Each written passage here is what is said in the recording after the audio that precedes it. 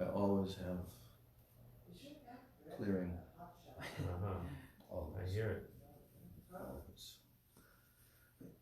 Especially when I first start speaking, and then after it clears a little, but not fully.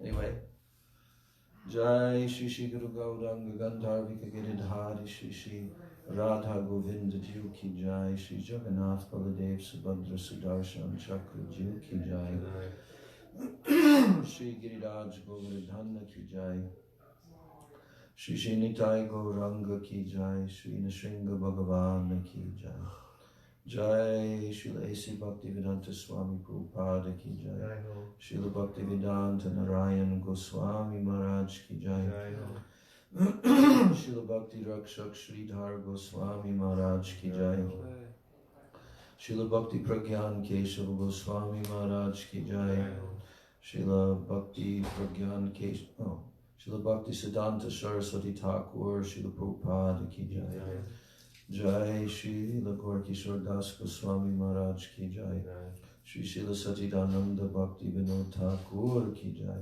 Vaishnav Sarvam Shri Jagannath Das Babaji Maharaj Ki Jai Shri Shri Rupa Nuga Guru Varga Ki Jai Shri Rupa Sanatan Bhatta Raghunath Shri Jiva Gopala Bhatta Dasa Raghunath Sadhu Goswami Prabhu Ki Jai Srila Swarup Damodar Roy Ramanandari Gaur Parshada Vrinda Ki Jai Namacharya Srila Haridas Thakur Ki Jai Prem Sigo Shri Krishna Chaitanya Prabhu Nityananda Shri Advaita Gadadhar Shivas Adi Gaur Bhakta Vrinda Ki Jai Shri Navadvip Dhamma Ki Jai Shri Vrindavan Dhamma Ki Jai Shri Shri Radha Krishna Gopa Gopi Govardhan Dvara Shivanatmaka Shri Braj Mandala Dhamma Ki Jai Shyama Kunda Radha Kunda Yamuna Ganga Tulsi Bhakti Devi Ki Jai Jai Ananta Koti Vaishnava Vrinda Ki Jai Samagata Gaur Bhakta Vrinda Ki Jai Nitai Gaur Premanande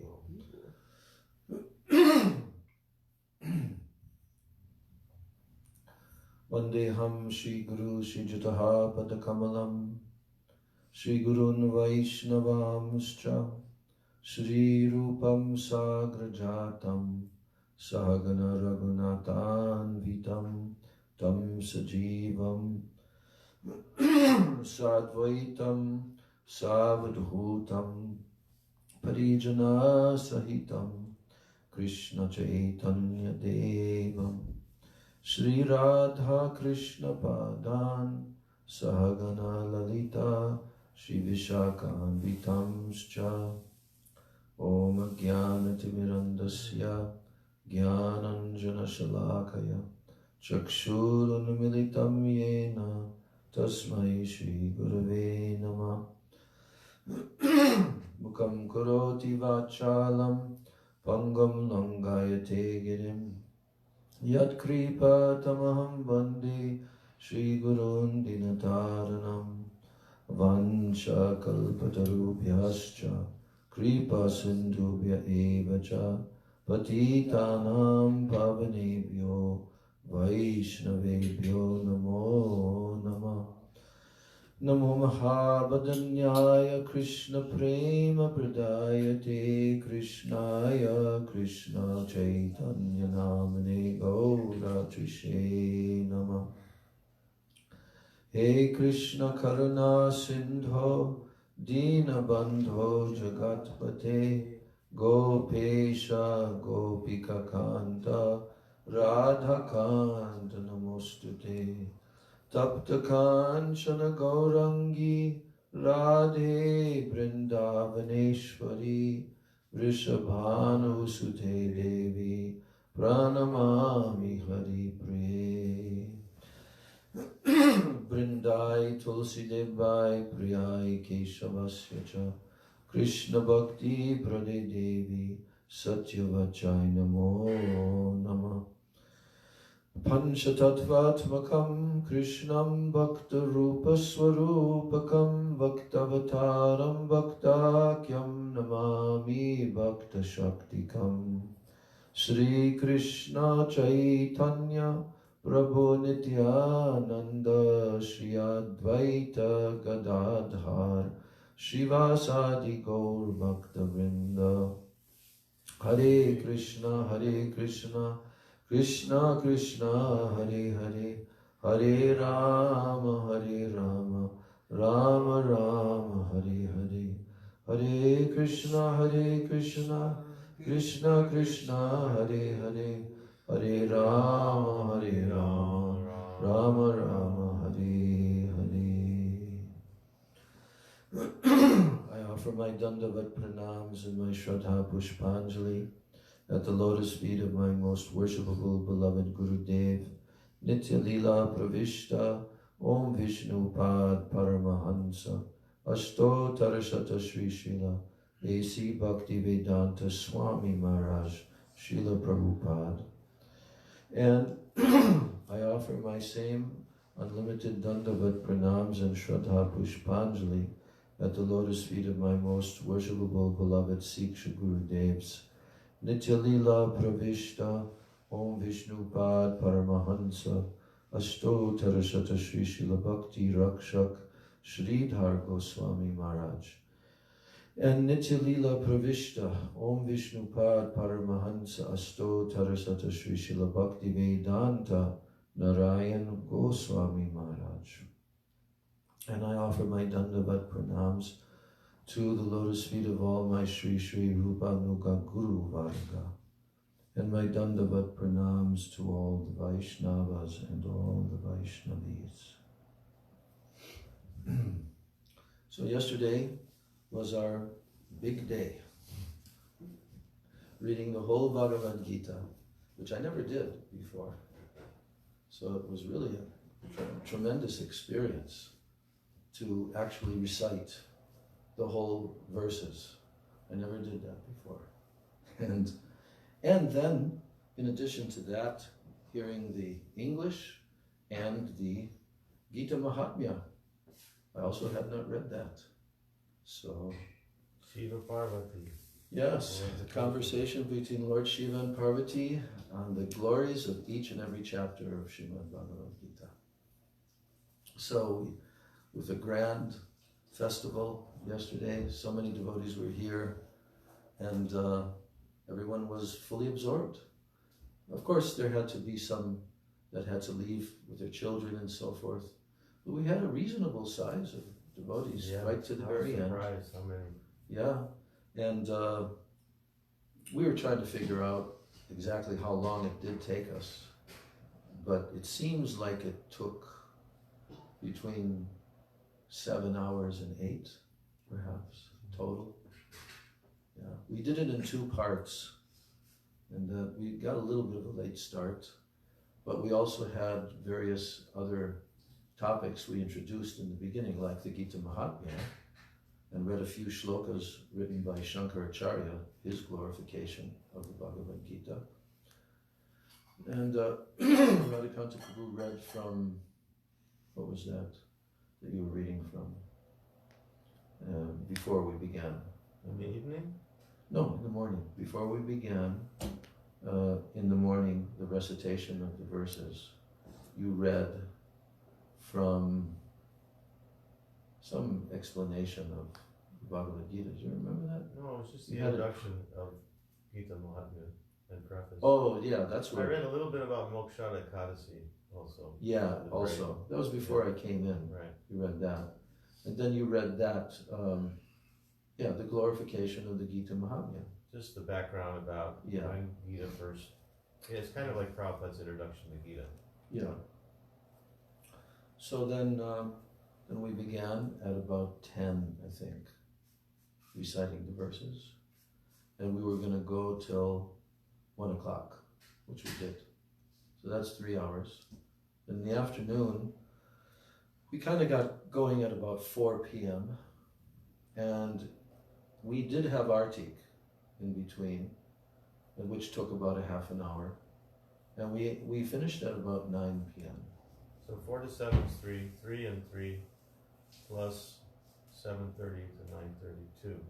So that's, 7.5, 8 hours. Right. Time well spent. If we do it again, I think it can be done in 6 hours. I don't know. We have to shave off a few things, but Well, yeah. Last year we did that Gita, and we just read the Sanskrit and English just all the way through. You mean one by one verse, Sanskrit and English? Yeah, Sanskrit, English, like that all the way through. Oh. It took 5.5 hours. Here? No, Long Beach. Oh, in Long Beach. that's about right then. 5.5 hours up to 7, another 2 hours probably for the Gita Mahatmya. Yeah. Yeah. So that can be shaved But the off, devotees but- found it quite interesting, and it was a good break, you know, with, Yeah. with the stories and. Oh, it's not. It was. It Yeah. was the first time that I heard all those stories. Ah, Yeah. And so many stories about persons taking birth in an animal body for this reason, for that reason, and somebody sprinkling water on them, reciting one verse of a particular chapter, and then they go to Vaikuntha. So many stories like this. yeah. Falling into the skull of someone who chanted a verse. Yeah. The birds who fell into the water in a skull. Yeah. Of the rishi who had chanted Half shloka or something. one of the chapters. So, but I mean, as I was reciting the verses and everything, because we only chanted the Sanskrit all the way through each chapter. Prabhupada told to do it that way to devotees who wanted to study the Bhagavatam, chapter by chapter, that they should first of all recite the whole chapter of Sanskrit, and then go back and recite the English, or study each verse, you know.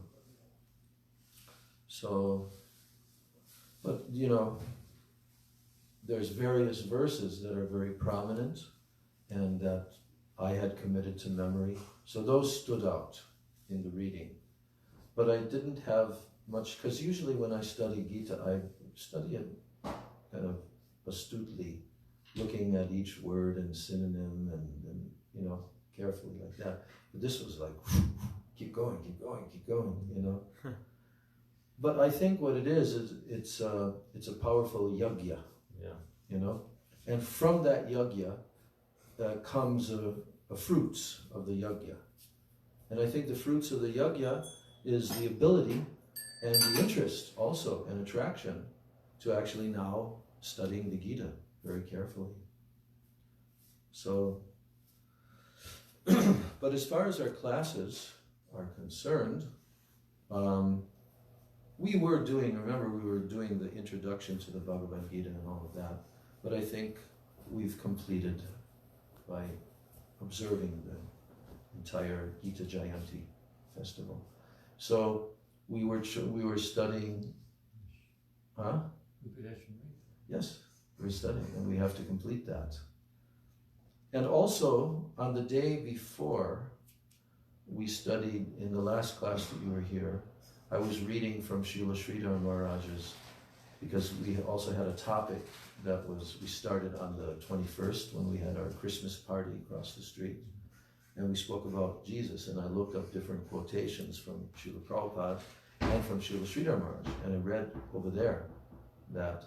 But then I wanted to complete the chapter of Srila Sridhar Maharaj, who was the whole chapter in the book Search for Sri Krishna, Reality the Beautiful. Yeah. There's a whole chapter of an interview with some group of Christians. It doesn't say who they were or which country or anything.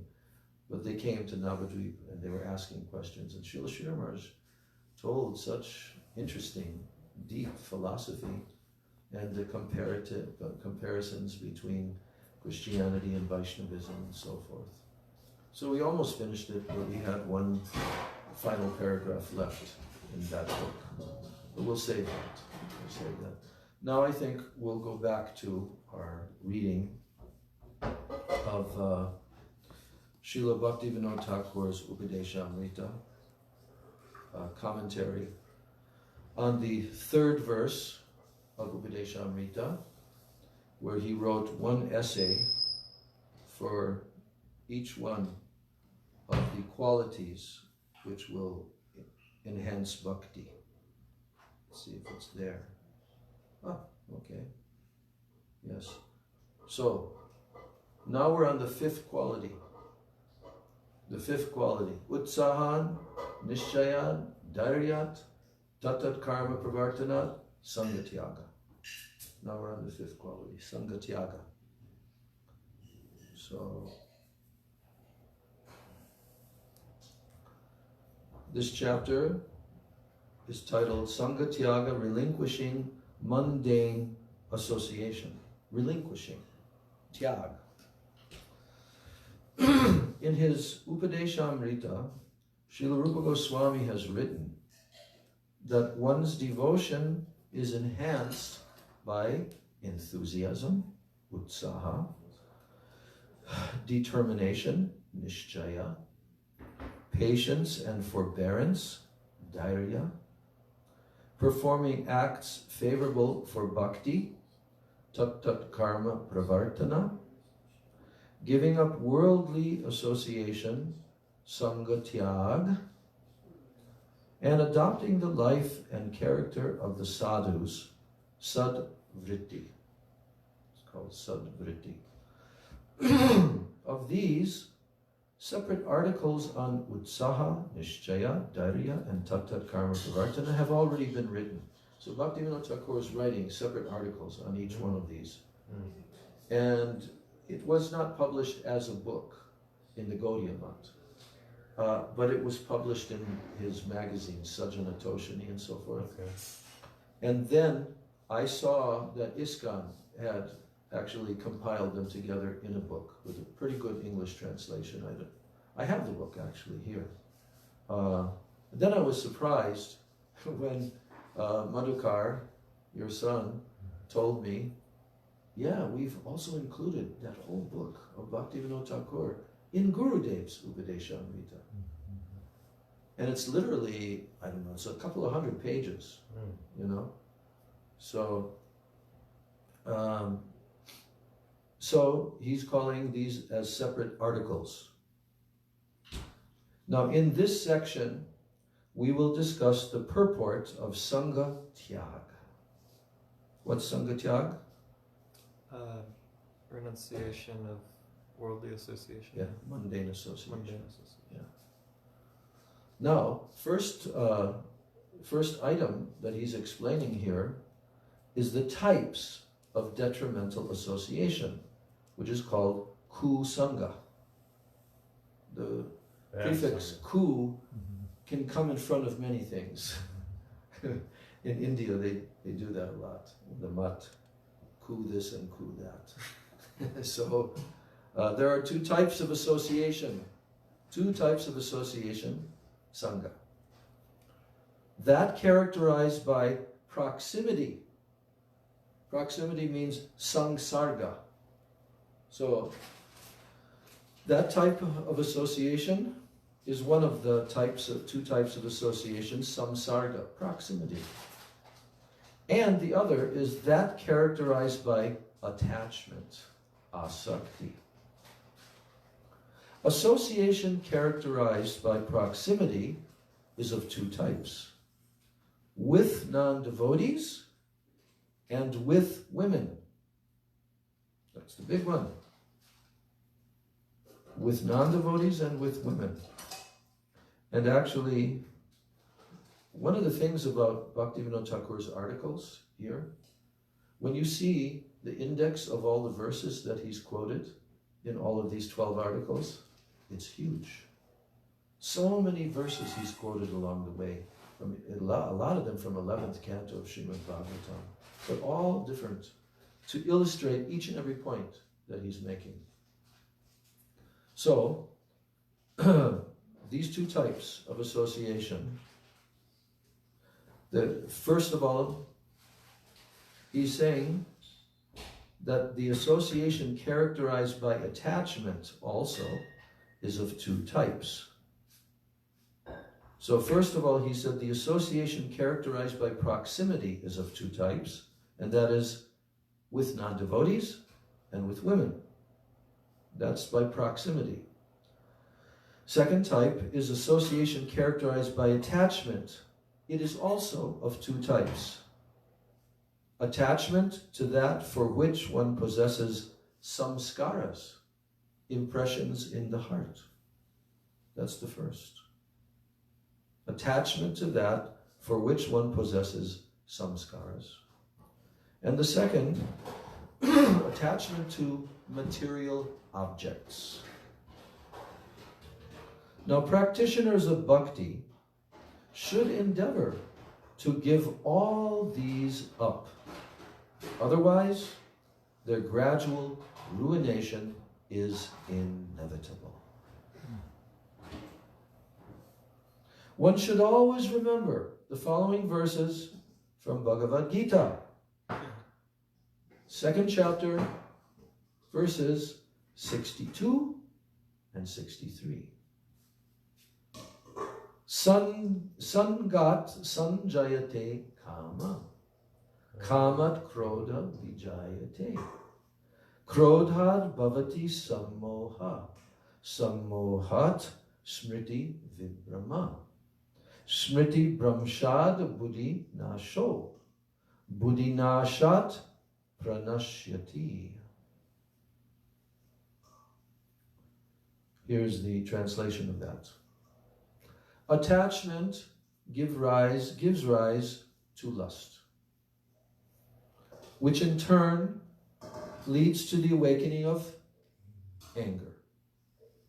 Anger gives rise to utter delusion, and from such delusion comes loss of memory. Loss of memory destroys one's intelligence. And when intelligence is destroyed, one's entire spiritual direction in life is lost. Again, when one's intelligence is destroyed, one's entire spiritual direction in life is lost. One then falls into the ocean of material existence. Serious matter, is it not? Is it not a serious matter? That one should not fall under the control of these impulses. But these impulses, anyway, we'll hear what Bhaktivinoda Thakur, how he's explaining. If a sadhak enters into association that is prohibited, and then in brackets, for the development of his bhakti. It's prohibited for the development of his bhakti. But he enters into that association. If a sadhak does that, then his attachment to the objects of the senses will gradually increase. The more this attachment increases, the more his faith in the supreme goal is diminished. The purport is that the living entity is spiritual, but being shackled by Maya, he forgets his spiritual identity, and he adopts the conception of I and mine in relation to temporary material objects. In his pure state, the living entity has no relationship with Maya. In the pure state, there, in the spiritual world, all the living entities' association is spiritual. And therefore, he only desires the association of those who have attained that platform. The living entity's association in the conditioned state is contaminated. That association being polluted with ignorance in the form of association with non-devotees, the association of women, attachment to samskaras, and attachment to wealth. Again, I'm reading that. That association, the contaminated association in the conditioned state, being polluted with ignorance in the form of these four things that he's already mentioned. The form of association with non-devotees, the association of women, attachment to samskaras, and attachment to wealth. This is all a hindrance for the living entity. Hindrance for the living entity who is on the path of auspiciousness. The path of auspiciousness. We discussed that one day, remember? We're discussing about the word auspicious. Oh, you weren't here, of course. Maybe you were, maybe you weren't. He comes and goes down to LA for a few days, then back. So,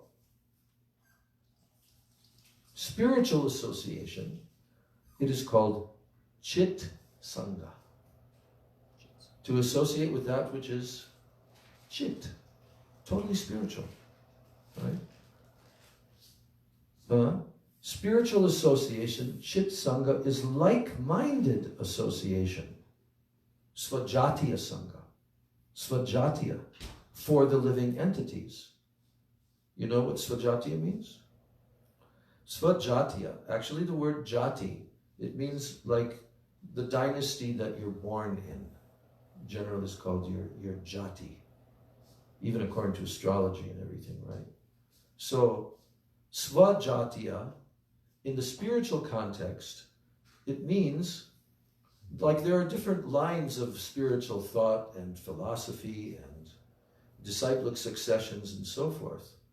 But Svajatiya means that you are associating with someone that is of the same, has the same goal that they are nurturing, the same Ishtadeva, worshipable Lord, that they are worshipping.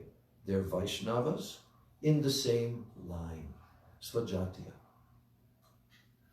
So here, he's saying that spiritual association, Chit Sangha, it is called like-minded association, Svajatiya Sangha, for the living entities. And the mundane association is called Achit Sangha, Achit. It is incompatible association, Vijatiya Sangha. So one is called Svajatiya, Swa means one's own, and Vijatiya, it means negative, Vijatiya Sangha. The living entity's liberation is freedom from this incompatible association. We will now discuss incompatible association. The next section is titled The Association of Non-Devotees, okay, because that's the first item. Association of non-devotees. And in the parentheses, Jnanis are non-devotees. So Jnanis, they are non-devotees. We must first consider this. There's a misprint here. Who is a non-devotee? We must first consider, who is it that is a non-devotee? Non-devotees are those who are not obedient to Bhagavan. That is, they're averse to him. That is called Vijatiya Sangha. Jai Shri Shri Guru Gauranga Gandharvika Giridhari Shri Shri Radha Govinda Jiva Ki Jai.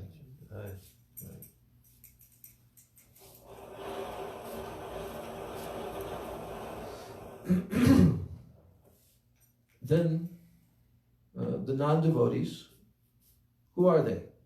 Well, they're not obedient to Bhagavan. They don't obey Bhagavan. They don't follow Guru, Sadhu, Shastra, etc. Okay, so they're not devotees. Now, Jnanis means, in parentheses, those who cultivate knowledge of impersonal oneness. We've all encountered that, isn't it? Those who are seeking to merge into the impersonal, like most of the people that are in the yoga studios, etc., they have impersonal conception. So, Jnanis, those who cultivate knowledge of the impersonal oneness, they're never obedient to Bhagavan. That's their characteristic. Jnanis are not obedient to Bhagavan. They claim, this is their claim, quote, after I attain Jnana, I will be equal with Bhagavan. I am Brahma, that all-pervading impersonal spirit. I am Brahma. And Jnana, impersonal knowledge, is the topmost object. This is how a jnani thinks. Bhagavan cannot keep one who attains jnana under his control. He cannot. He cannot keep him. A person who attains jnana under his control. This is what the jnani is thinking. Right?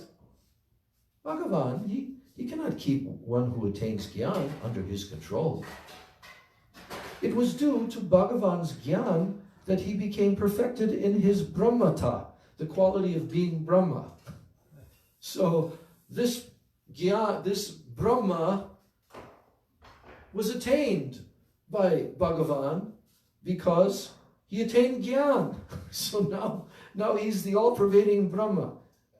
And it goes on, how he's thinking. Through Gyan, I too will become Brahma. Through Gyan. Knowledge of the impersonal absolute. I too will become Brahma. So therefore, how can Bhagavan keep anyone under his control if they attain Gyan? Because now you're equal to him. So these persons, they are non-devotees. He goes on. Can there ever be dependency on Bhagavan? This is still the Jnani telling this. Can there ever be dependency on Bhagavan if there is a desire to become equal to him? Oh no, this is Bhaktivinoda Thakur, sorry. The quotations have ended. Can there ever be dependency on Bhagavan if there is a desire to become equal to him? Or to become him? Is that possible? Why would you be dependent? Right. Because you're him. Dependent on yourself. Yes. You're Bhagavan. So there cannot be any dependency. So all the endeavors of the Jnanis are for the purpose of attaining independence from Bhagavan. Right? That's why, especially because we see that this has overshadowed the people who go towards the yoga path, you know, in the Western countries, and they join some yoga studio thing, but they're fed this conception. It's hard for them to become bhaktas because they're fed the goal, the idea that I will become Bhagavan or I'll merge. Mostly they're talking about merging. I've questioned in previous classes to Prema Mai. You know Prema Mai? Yeah. I mean, she's gone for the last 10 years all around the yoga places, right? And she's confirmed that yes, this is mostly their understanding. They're fed that by the so-called teachers, instructors, like, you know. So that's why it's not so easy for those persons to actually become Krishna Bhaktas, because they have the sense of independence from Bhagavan. So not a good preaching field, then. Well, depends how you define a good preaching field. There may be, and there are, a few, but even she is confirmed, very rare. And she told of a few people, very small number, you can count on less than one hand, who she was able to pull to the bhakti path from there. But I mean, in India, and the whole system of Gyan has been like this since thousands of years. So this is the conception of Brahma Gyanis. Conception that all endeavors of the Gyanis are for the purpose of attaining independence from Bhagavan. Those who acquire knowledge of the self, the Atma Gyanis, and those who acquire knowledge of material nature, the Prakrita Gyanis, also, they do not desire the mercy of Bhagavan. They try to achieve their desired goal with the help of knowledge and logic. They do not make any endeavor to attain the mercy of Bhagavan. Therefore, all the different types of Jnanis fall within the category of non-devotees. So he's now described all different types of jnanis and their conceptions. And they all fall into this basic one category, that they're not devotees. And one should not associate with non-devotees. This is the topic here. Although some jnanis, they utilize bhakti during the time of practice, they discard it at the time of perfection. Have we heard that? Yeah. Yeah. They chant, mostly chanting in the West. In the West.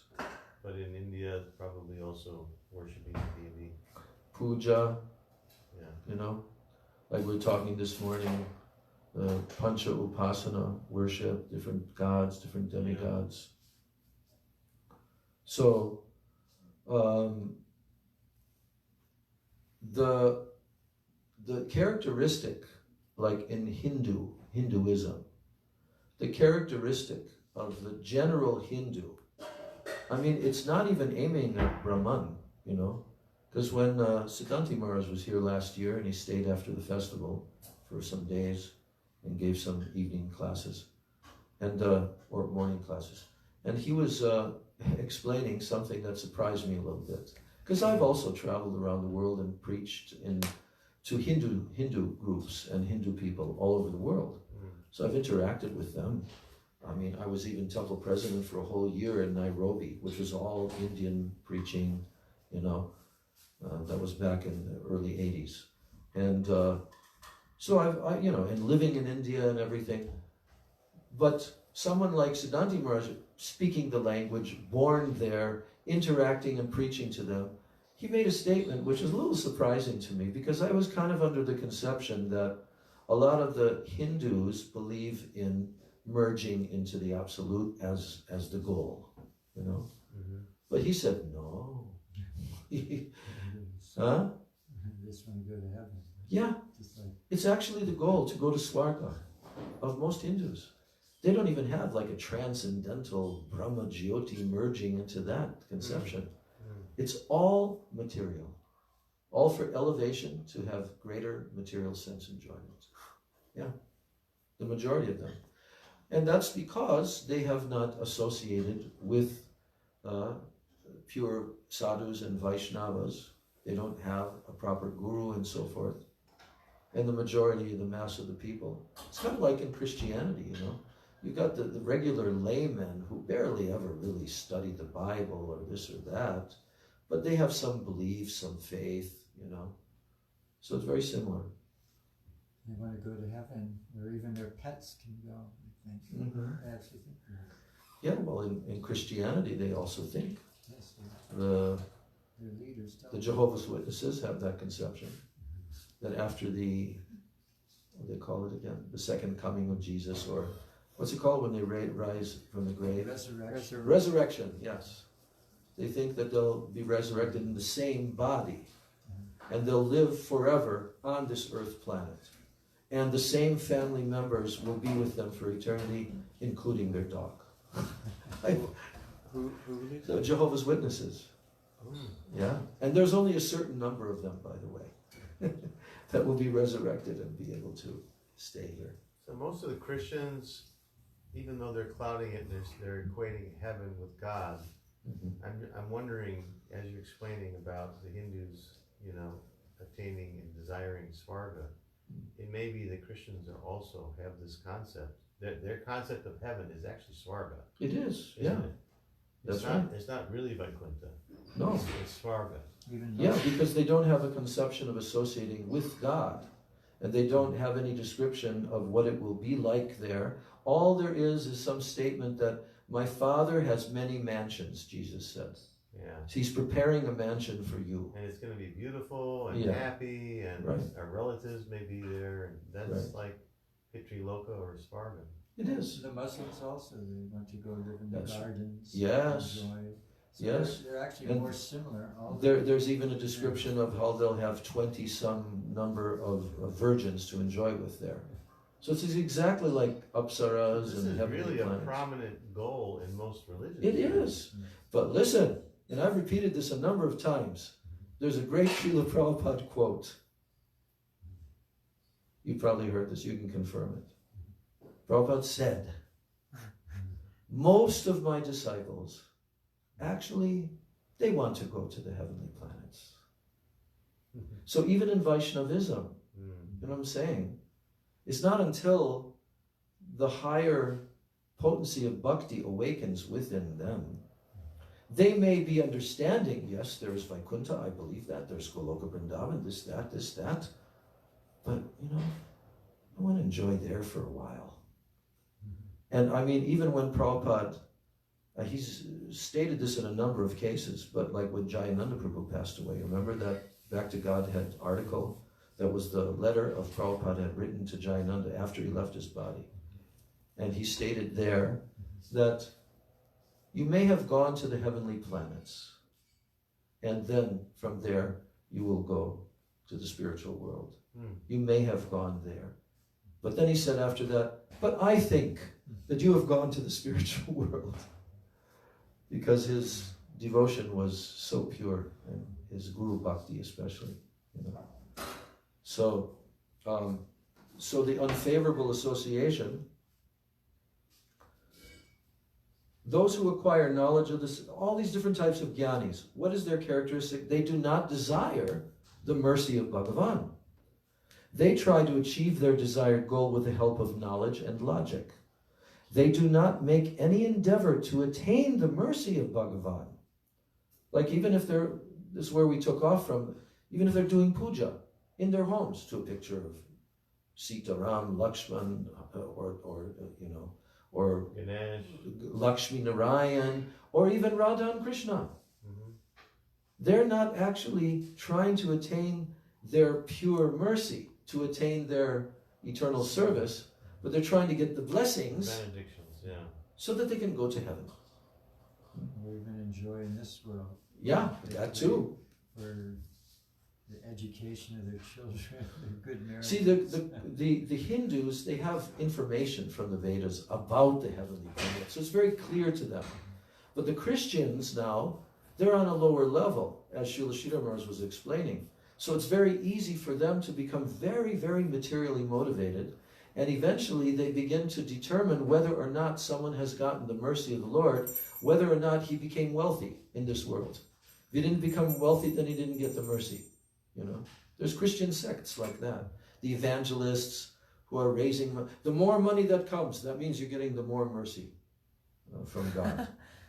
So, therefore, all the different types of jnanis fall within the category of non-devotees. Although some jnanis utilize bhakti during the time of practice, but they discard it at the time of perfection.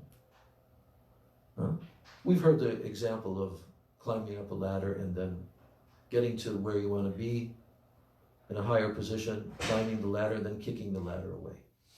That's the example. Mayavadis, of course, also fit into that category. I remember when I was in Nairobi, which gets a lot of different Mayavadi preachers that come because it's India, very wealthy Indian communities and stuff there. But way back then, in 1983, when I was there, one of these very well known, his name was Parthasarathi, and I think he came from Gujarat, because there's so many Gujaratis there. And I went to his lecture that he was giving in a hall, one of those Hindu halls, right? And sure enough, out came the Mayavad stuff, where he was saying, yes, actually, you know, we can worship any of the gods. Doesn't matter. Because really, these gods and these avatars and so forth, they're just, you can compare it to a flag.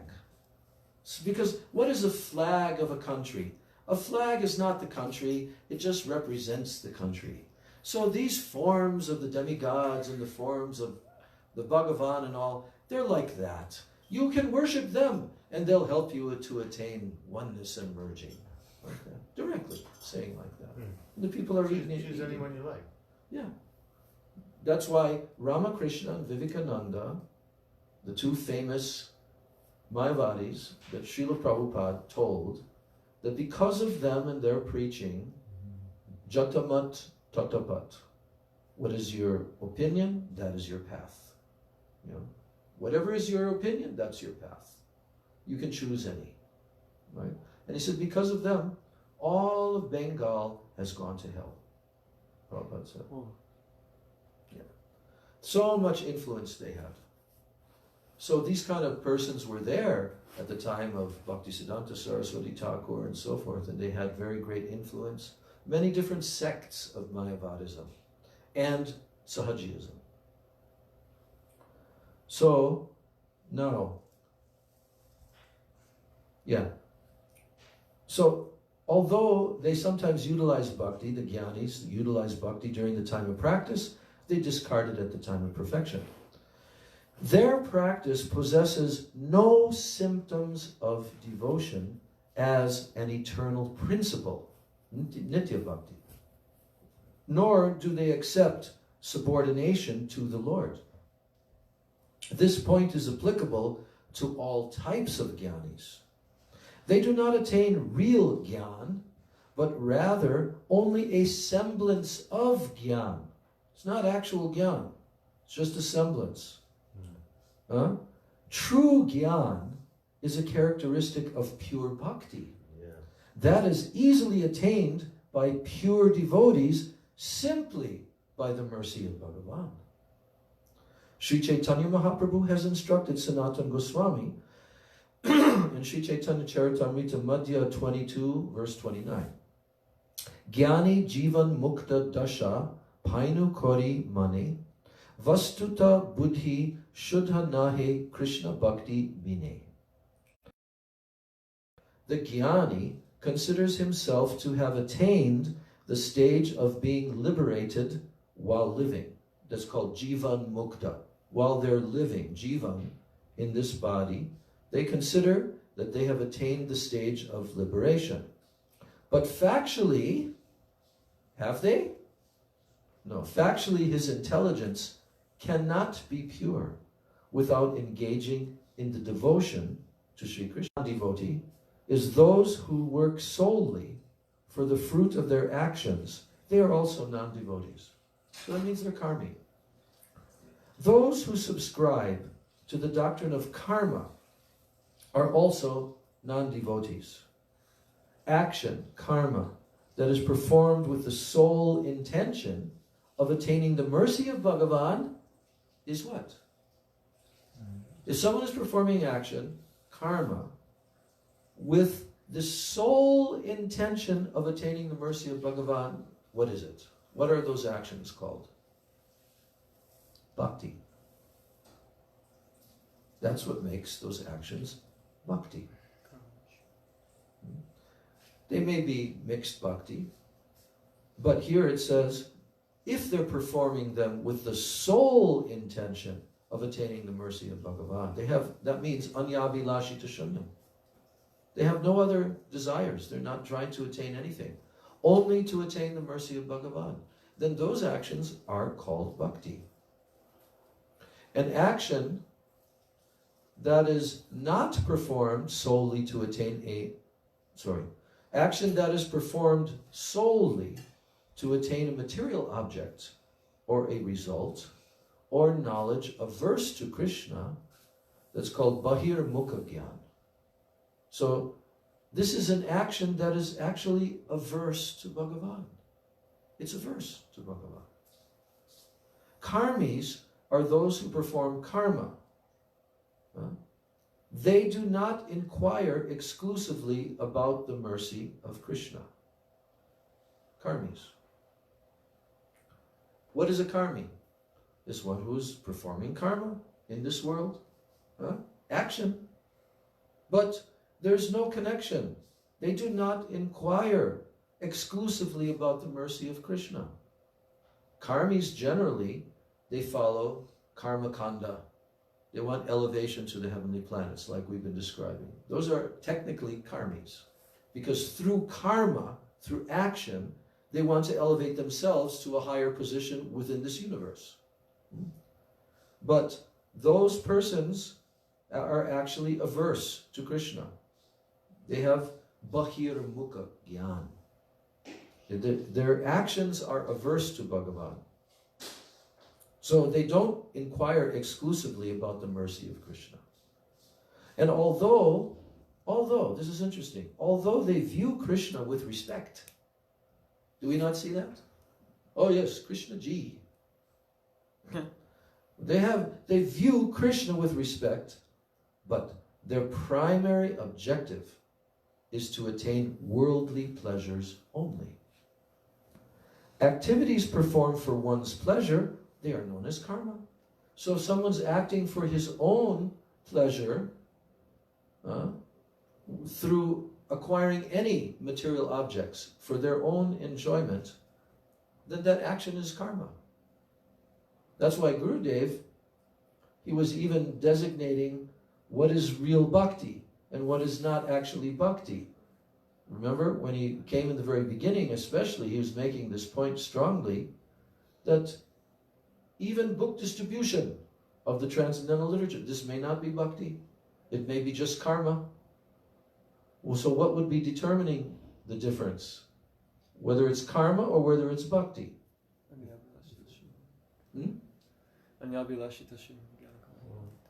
Well, yeah, that verse. But what's the specific thing? What's his intention? What's the purpose? Intention. You might be doing it for prestige, even. Exactly. Yeah. Or even material wealth. I remember one of the first things Gurudev ever told to me personally when I went to see him the first time, to meet him the first time in 1988 in Keshaji Gaudiya Math, and I had a short darshan with him. And he told me, he said, actually, there's a big problem in ISKCON. That's back in 1988. Everyone who is doing preaching and collecting money and donations and all of that, he said, this is a very big samasya. Samasya means problem in Hindi. He said, because they have no faith in their leaders, and therefore they're keeping money. They're not doing like during the time of Swamiji and just giving everything. There's a big samasya in ISKCON. So you can't really call it bhakti, what they're doing, right? Because they have their own self-interest and self-gain from that. Just a couple, we'll go just a few more minutes and we can have the RT. Okay. Okay. So, maybe we'll just go 10 minutes. So, activities performed for one's pleasure are known as karma. Therefore, a person who performs such activities is a non-devotee. If they're just always acting for their own self-interest and their extended self-interest, they cannot be called a devotee. Because devotees will act for Krishna. At least part of the time, even like neophyte devotees who follow regulative bhakti, the whole objective of their life is to attain more bhakti, to attain Krishna consciousness, right? They want to advance. And that's even in the beginning stages of bhakti. But if someone is only acting for their own personal gain and self-interest, then it's karma. What about karma yoga? Well, that's different. That's different. Because we're just talking about what is bhakti and what is karma. But then there comes many different types of bhakti that are mixed, many different gradations and so forth. Some are mixed with gyan, some are mixed with karma, like this.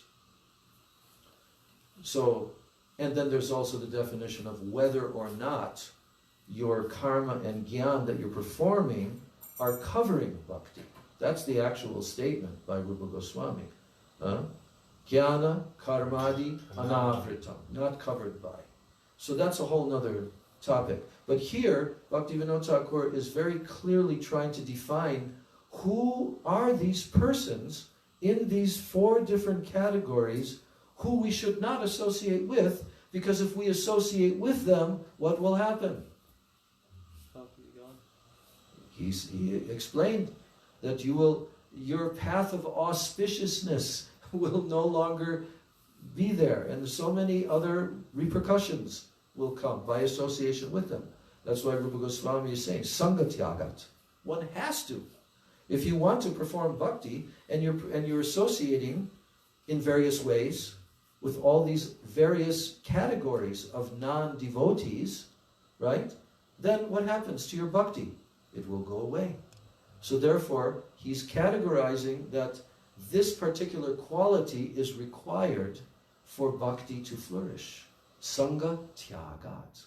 And this is a very big difference between very beginning stage devotees and those who are in kanishta level, right? And then there's different levels of kanishta also, coming up gradually to the madhyam level, right? And as the kanishtas are advancing, gradually their faith, their shraddha is increasing, and also many of their anarthas are being diminished by the practice of bhakti, and gradually some knowledge is coming to them, and they're getting some knowledge of tattva gyan and tattva siddhanta, and then gradually they're able to detect who is a devotee, who is not a devotee, who should I associate with, which is favorable association, which is not. But in the lower stages of kanishta, this is the problem with the kanishta adhikaris. Because the definition verse of the 11th canto is Archayam eva haraye pujamya shradhaye hate. That's the first part of the verse. That the kanishta can have faith in the worship of the deity. Now this does not apply to these persons that we were talking about.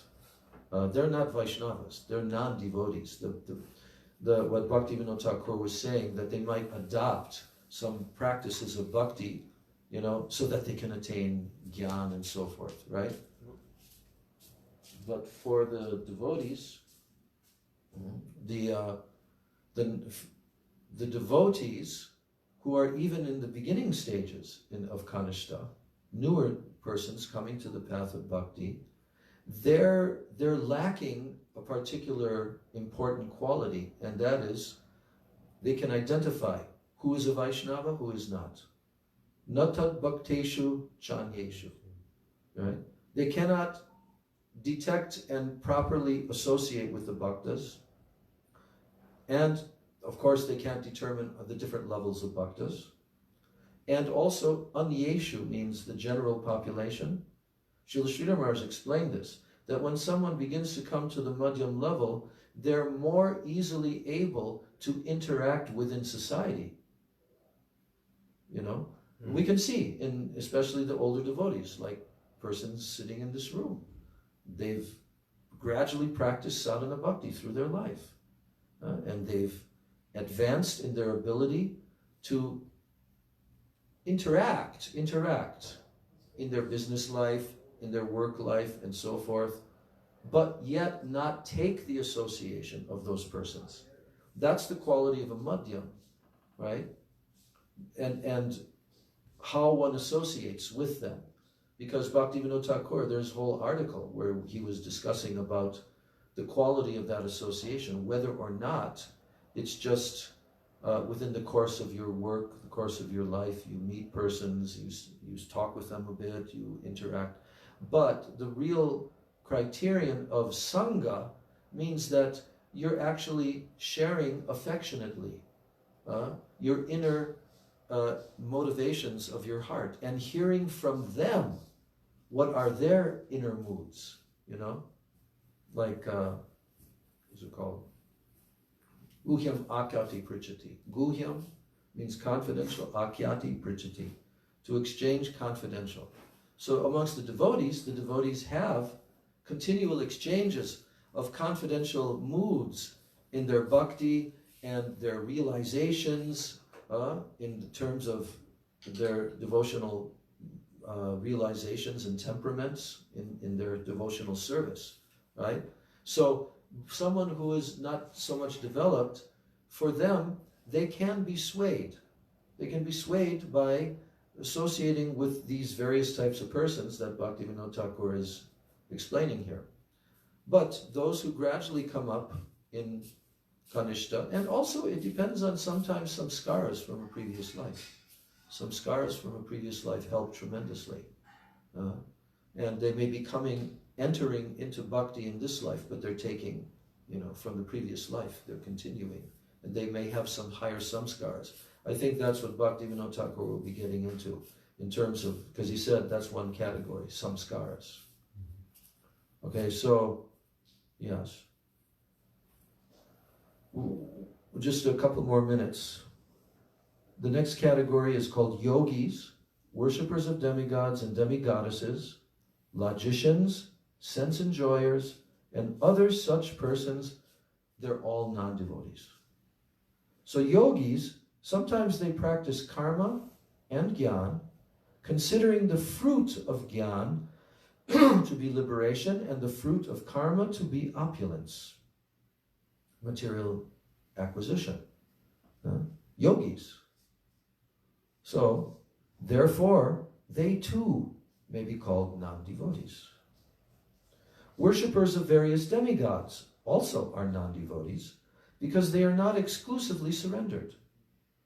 Those who have faith in only contemplating dry logic, they are also non-devotees who are averse to Bhagavan. Not to speak of persons who consider Bhagavan to be an imaginary principle. Even those who do not receive an opportunity to remember Bhagavan due to their attachment to the objects of the senses, again, even those who do not receive an opportunity to remember Bhagavan due to their attachment to the objects of the senses, they are also non-devotees. So by associating with these types of non-devotees, a person's intelligence is very quickly polluted, and all their bad qualities enter him. If anyone truly desires to attain bhakti, he should certainly give up the bad association of non-devotees. So we'll finish there. Tomorrow, he's going to continue with these different categories and explaining the second type of sangha associating with women, and in parentheses, for renunciants. But in general, the topic of associating with the opposite sex, it will be explained. And how that can lead to be very, very kusanga, bad association. So, Srila Bhaktivinoda Thakur ki jai, Shri Upadeshamritam ki jai, Shri Rupa Goswami Pada ki jai, Shri Gaur Artik Radha Krishna Jugal Artik ki jai, Nitai Gaur Premanandi, Vancha Kapatu Vishcha Krivasindavi Vacha Viditanam Bhavani Vivaishnavi. Hansigate Prabhu, we finished now. You can do the Artik. Hansigate? Okay. Click finish. Yes.